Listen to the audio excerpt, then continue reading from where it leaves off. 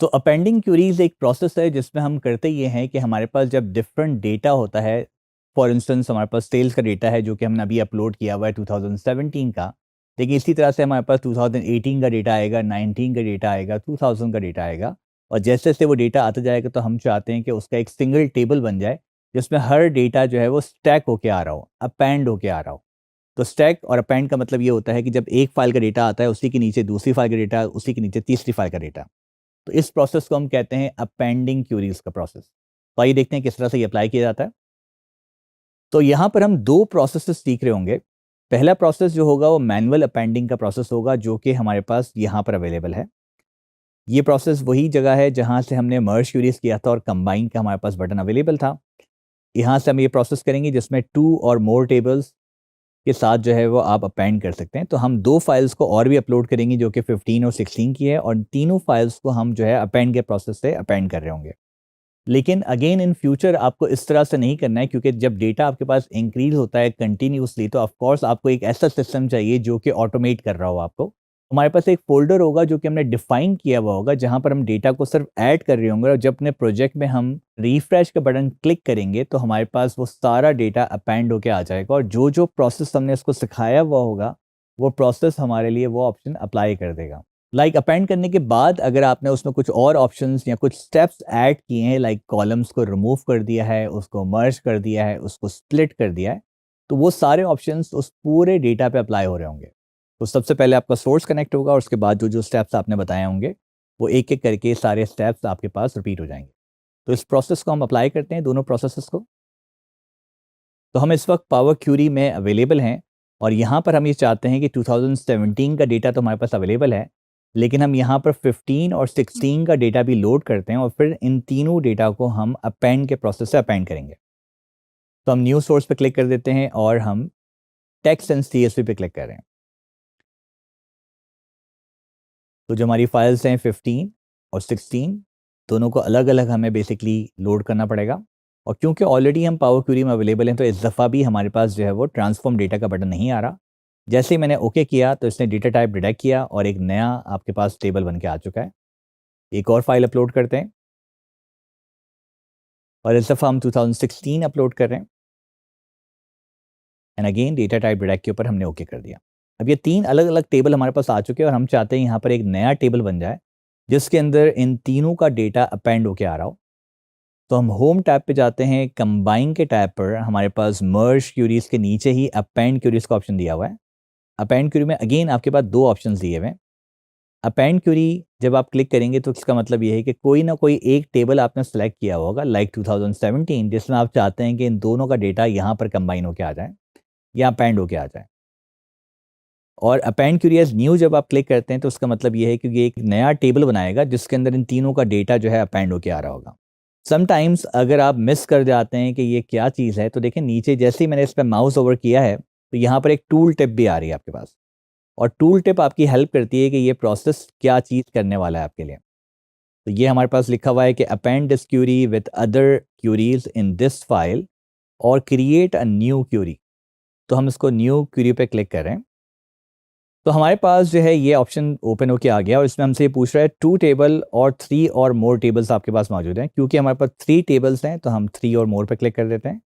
पहला टेबल हमारा सेलेक्ट हुआ है क्योंकि मैंने उस वक्त 2016 पे क्लिक किया हुआ था। मैं 17 को भी ऐड कर देता हूँ डबल क्लिक, और 15 को भी क्लिक कर देता हूँ डबल क्लिक। तो यहाँ पर तीनों टेबल्स आ गए, लेकिन इसकी जो अरेंजमेंट है वो हमें 15, 16, 17 से करनी है। तो मैंने 15 को क्लिक किया, और अगर हम थोड़ा सा और नीचे जाते हैं तो यहाँ पर आपके पास मूव के ऑप्शंस भी दिए हुए हैं और रिमूव के ऑप्शंस भी दिए हुए हैं। तो हम इसको मूव अप कर देते हैं, और जैसे ही हम ओके प्रेस करते हैं तो आपके पास एक नया टेबल बनेगा अपेंड 1 के नाम से, जिसमें इन तीनों ईयर्स का डेटा जो है अपेंड होके आ चुका है।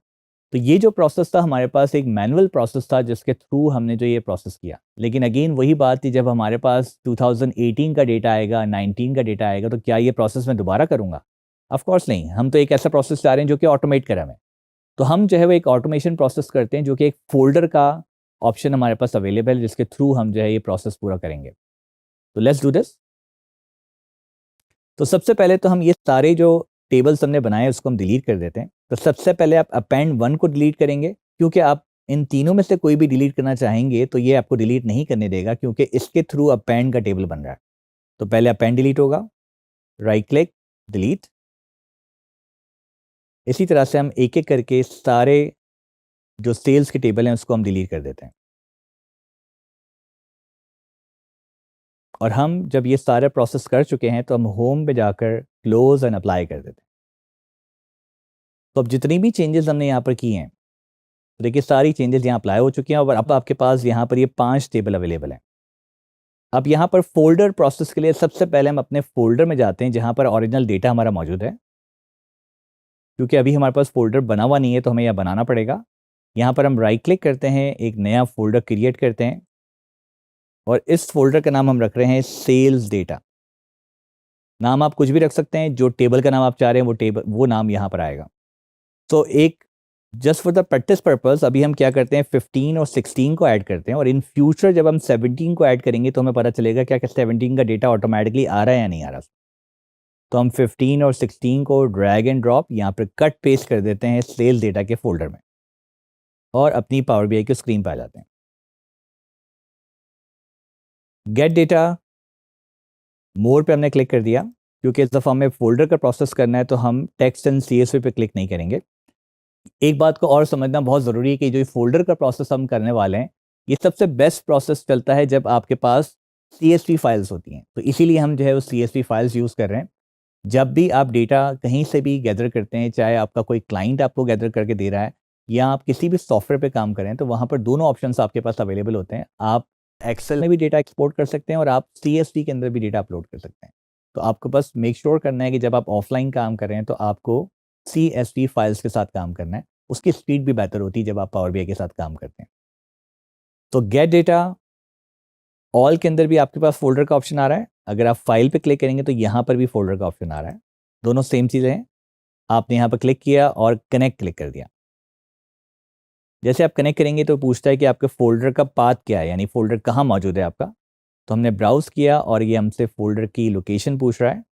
तो हम फोल्डर की लोकेशन बता देते हैं। हमारे पास जो फोल्डर मौजूद है वो जहांगीर सचवानी के फोल्डर में और एडवेंचर वर्क CSV में सेल्स डेटा का हमारा फोल्डर है।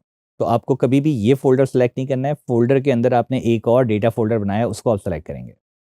जैसे हमने ओके किया और ओके किया तो इस फोल्डर को इसने रीड किया पावर बीआई ने और आपको बता रहा है ये कि इस फोल्डर के अंदर ये 2 फाइल्स मौजूद हैं और कुछ और नेसेसरी इन्फॉर्मेशन आपको प्रोवाइड कर रहे हैं।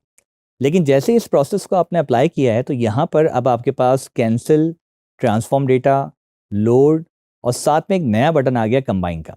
ये आपका बटन है जो कि इस डेटा को कंबाइन करेगा और अपेंड भी करेगा। तो जैसे हम इसको क्लिक करते हैं आपके पास 2 ऑप्शंस आ रहे हैं, कंबाइन एंड ट्रांसफॉर्म डेटा। इसका मतलब कंबाइन भी कर दो और पावर क्यूरी में ले जाओ। और दूसरा आपके पास ऑप्शन दिया हुआ कंबाइन एंड लोड। इसका मतलब कंबाइन करें और यहाँ पर डायरेक्ट लोड करते हैं इसको। अगेन बेस्ट प्रैक्टिस को फॉलो करते हुए हम क्या करते हैं, कंबाइन एंड ट्रांसफॉर्म डेटा पे हम क्लिक कर देते हैं। तो अगेन एक ऑप्शन आपके पास आएगा जो कि डेटा टाइप रिडक्शन के लिए होगा और सिंपल उस पर आपको ओके कर देना है। रिसेंटली कुछ महीनों से जो एक ऑप्शन अप्लाई होना स्टार्ट हुआ है कि जैसे आप फोल्डर के ऑप्शन से क्लिक करते हैं तो डायरेक्टली पावर क्यूरी आपके सामने नहीं खुल रही होती है, वो खुल चुकी है। यहाँ पर अपने माउस को आप लेके जाएंगे और यहाँ से पावर क्यूरी को आप क्लिक कर देंगे तो ये पूरा डेटा आपके पास कंबाइन होकर आ चुका है। और इस प्रोसेस के लिए इसने कुछ एक्स्ट्रा फोल्डर्स भी यहाँ पर ऐड किए हैं। आप चाहें तो इसको बंद कर दें या कोलैप्स कर दें। ये आपका डेटा है सेल्स डेटा, जिसमें दोनों फाइल का डेटा आ चुका है।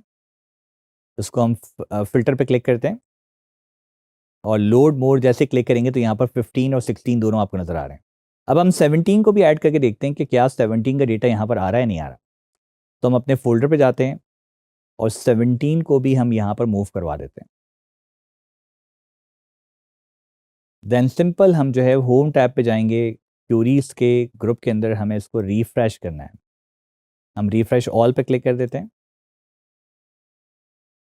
कुछ ही सेकंड्स में, डिपेंडिंग के कितना बड़ा डेटा आपके पास है, आपका डेटा यहाँ पर कंबाइन होके आ चुका है और पूरा डेटा इसने अपेंड कर दिया। और जैसे ही नया डेटा आता है, अगर आपने यहाँ पर कुछ और स्टेप्स ऐड किए हुए तो ये सारे स्टेप्स ऑटोमेटिकली अप्लाई हो जाएंगे। तो हम यहाँ पर क्लोज एंड अप्लाई कर रहे हैं।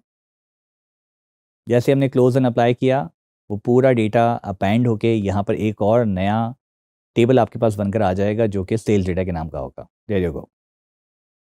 तो नॉर्मली याद रखिएगा, हमेशा आपको इन फ्यूचर जब भी आप ऑफलाइन काम करते हैं तो आप जो है वो हमेशा फ़ोल्डर ऑप्शंस की तरफ जाइएगा, क्योंकि फ़ोल्डर ऑप्शन जो है वो आपके प्रोसेस को ऑटोमेट बनाएगा। अब इन फ्यूचर जब भी नया डेटा आ रहा होगा, सिंपल हमें उस फ़ोल्डर के अंदर कॉपी पेस्ट करना है और आपको पावर बीआई डेस्कटॉप में जाके सिर्फ रिफ्रेश करना है।